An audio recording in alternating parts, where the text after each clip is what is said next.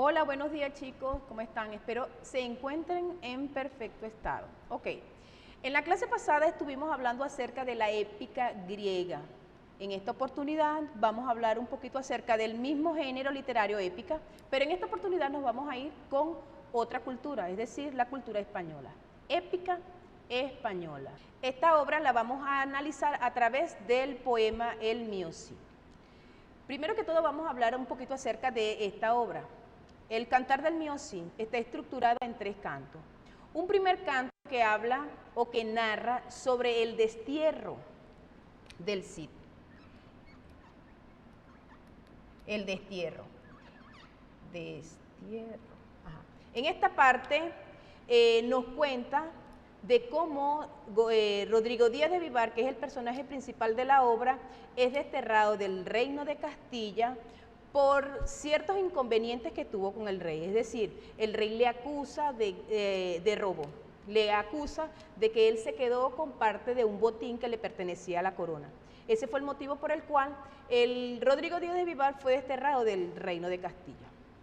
El segundo cantar, este es el primer cantar, el segundo cantar nos narra sobre las bodas de las hijas del Cid.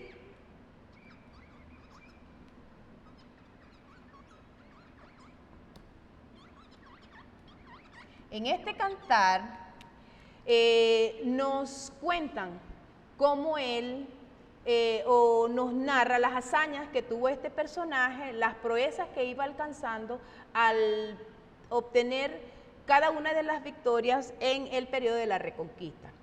Me explico mejor. Ustedes saben que esta obra está basada en la época de la Reconquista. Entonces, de alguna manera, el poema nos va a narrar cómo Rodrigo Díaz de Vivar, que es el personaje principal, vuelvo y repito, iba alcanzando esas victorias. Ok, una vez obtenido la victoria del reino de Valencia, el rey ofrece parte de su botín al rey para de alguna manera obtener el perdón de la corona. El rey acepta con gusto, pero le pone como especie de una condición, le sugiere como esposo o le ofrece como esposo los infantes de Carrión a sus 2 hijas, doña Elvira y doña Sol.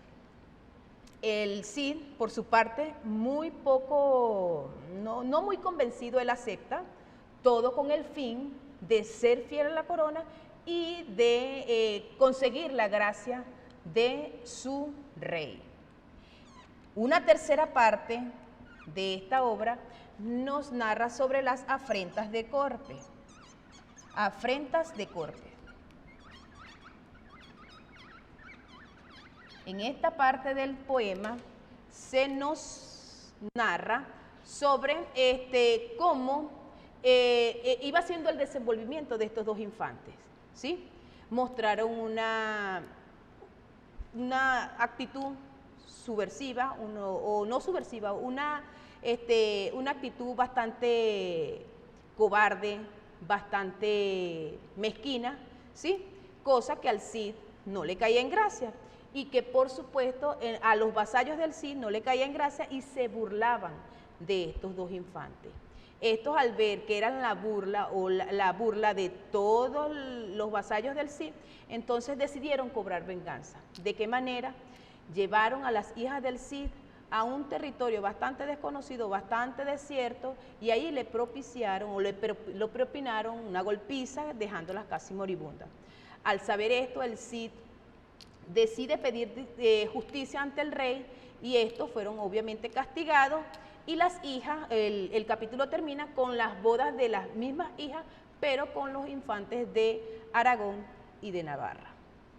Ok, al ser poema épico, tiene las mismas características del poema épico griego, es decir, poema épico griego, poema épico español. Son ambos poemas y pertenecen al género épica, pero a culturas distintas. Recuerden que la cultura griega pertenece a la edad antigua, mientras que la épica española pertenece a la edad medieval o a la edad media. Ok. Como les decía, al ser poema épica tiene las mismas características, es decir, El viaje como estructura, tiene lo maravilloso poético, pero en este caso lo maravilloso poético no viene por la intervención de las diferentes deidades o los diferentes dioses, sino más bien por el valor religioso que muestran los personajes dentro del poema.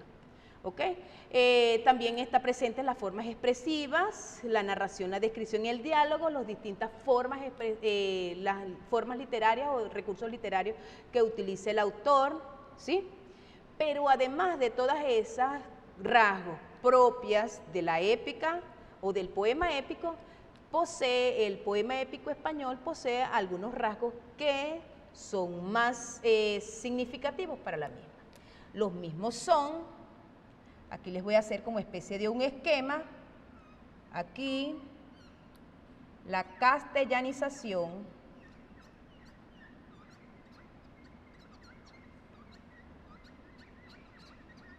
¿ok? Aquí tenemos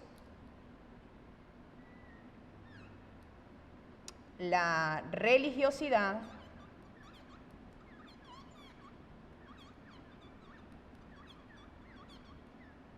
y por último tenemos el realismo. El realismo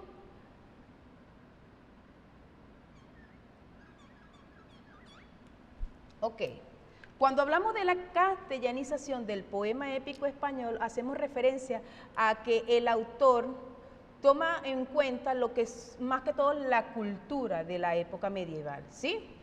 A eso nos hacemos referencia cuando hablamos de castellanización, lo que son esos rasgos de fidelidad, de fe cristiana, que son rasgos propios de una época medieval en España, ¿ok? Ahora bien, cuando hablamos de la religiosidad, también hablamos acerca un poco más de lo que es castellanización, pero un poquito más adentrado a lo que es la religión como tal. Es decir, los personajes, no solamente los cristianos, sino que también los moros, que era como la parte enemiga. En el periodo de la Reconquista, ellos creían muchos, recuerden que eran los árabes, ellos tenían ciertas creencias a otros dioses, como por ejemplo Mahoma. Bueno, hacían mucha referencia a lo que es la parte religiosa. Los moros con sus creencias, con su cultura, y los cristianos con las propias. Y el realismo se aprecia, o el realismo en el poema se puede apreciar a través de la historia, un realismo histórico, un realismo geográfico,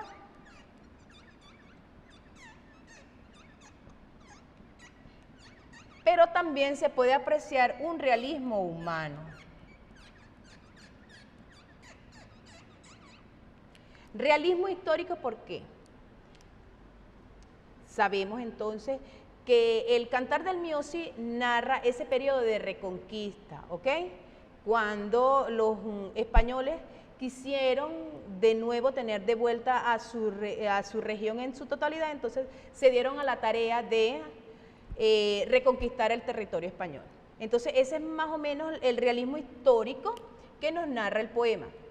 Seguidamente el realismo geográfico se puede apreciar, ya que en la actualidad aún se pueden leer o podemos notar en los mapas, en el mapa de Europa, en el mapa de España, sitios como por ejemplo España, Navarra, Aragón, que todavía son sitios que son parte de lo que es la geografía española. Y el realismo humano porque nos muestran a los personajes que no son personajes que no sienten, que no lloran, que son, no, sino todo lo contrario, nos muestran unos personajes que pueden reír, que pueden llorar, que pueden entristecerse en cualquier momento por cualquier cosa, son personajes que realmente sienten y padecen y que se preocupan por el bien ciudadano.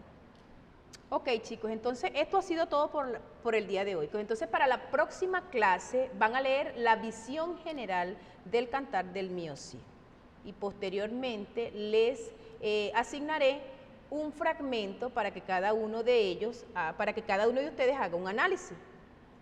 En la próxima clase les mostraré un fragmento de cómo hacer un análisis literario, o cómo hacer o cómo realizar el análisis literario del que les estoy pidiendo. Esto es para la próxima clase, ¿ok? De todas maneras, ustedes también vayan adelantando y copien en su cuaderno el contexto histórico y literario del Cantar del Mío Cid, para que se vayan familiarizando con la obra, ¿ok? Esto fue todo por hoy. Feliz día, muchachos, cuídense mucho. Chao, chao.